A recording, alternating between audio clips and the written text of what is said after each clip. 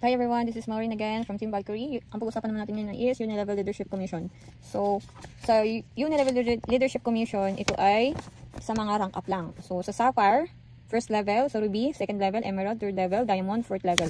So, meron tayong tinatawag na Unilevel Leadership Commission. So, pag Sapphire ka, 20%. Pag Ruby, 10%. Pag Emerald, 10%. Pag Diamond, 10%. Ayun po siya, yung Unilevel Leadership Commission. And then, magiging open lang yan pag nag-rank up ka into Sapphire. Ayan. So, pag nag-Ruby ka, 10%. Ayun po siya. So, what will happen if I don't buy products monthly?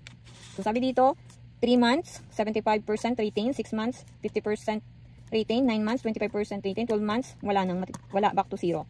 Sabi din dito, you no longer have the chance to hit the yearly car incentive. You will no longer be part of the top earners yearly awarding. So, kung natatandaan nyo kanina, doon sa RSM na bawat package ay na bawat rank up ay meron siyang katumbas na Unilevel points. Yun yung requirement. So, pag Sapphire, dapat 400 Unilevel points. Pag Ruby, 800. Emerald, 1,200 and up. Diamond, dapat ay 1,600. Blue Diamond, 2,000 and up. Blue Alpha Diamond, 2,400. Ground Diamond, 2,800. Pag Ground Alpha Diamond, 3,200 Unilevel points. So, baka malito kayo doon sa Unilevel points at saka sa TP, iba yung mga points nila, diba?